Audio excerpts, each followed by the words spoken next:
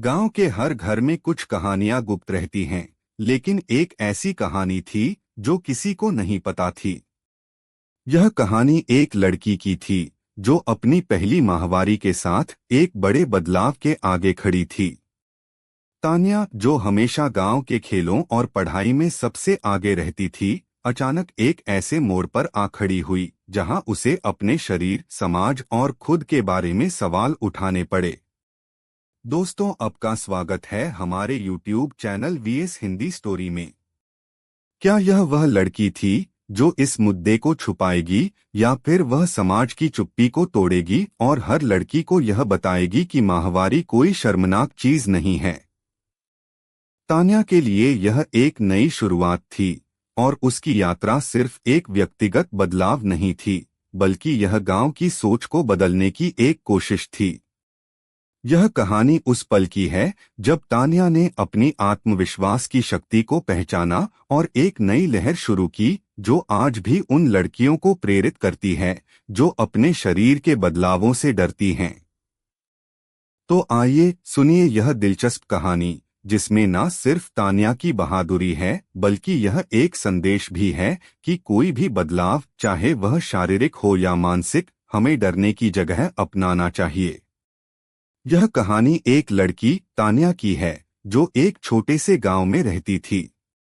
तान्या के घर में उसकी माँ और दादी थीं, जिन्होंने उसे हमेशा जीवन के बारे में बहुत कुछ सिखाया था। हालांकि एक दिन तान्या को अपनी पहली माहवारी पीरियड का अनुभव हुआ, और वह थोड़ी घबराई हुई थी क्योंकि उसे इस बारे में ज्यादा जानकारी नहीं थी। तान्या की माँ ने उसे पहले ही इस बारे में थोड़ा समझाया था, लेकिन तान्या को डर था कि कहीं किसी और को पता न चले।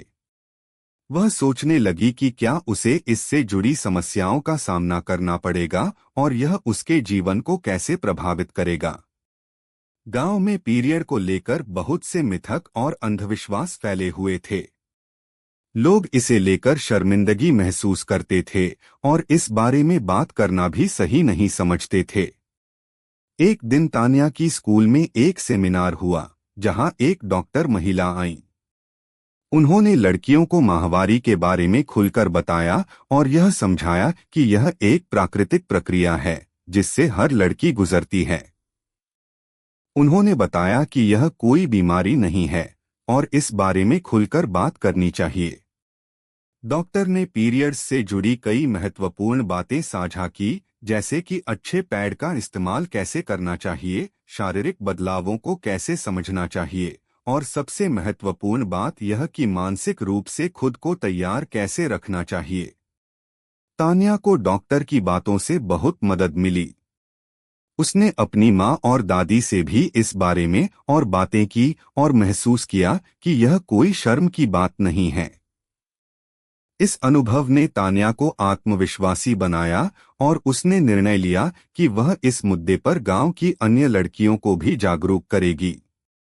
तान्या ने अपने स्कूल में एक छोटी सी कार्यशाला आयोजित की, जहां उसने अपने साथियों को पीरियड्स से जुड़ी जानकारी दी और यह बताया कि यह प्राकृतिक प्रक्रिया है। धीरे धीरे गांव में पीरियड्स को लेकर जो अंधविश्वास था वह समाप्त होने लगा। लड़कियां अब इस विषय पर खुलकर बात करने लगीं और कोई भी डर या शर्मिंदगी महसूस नहीं करती थी।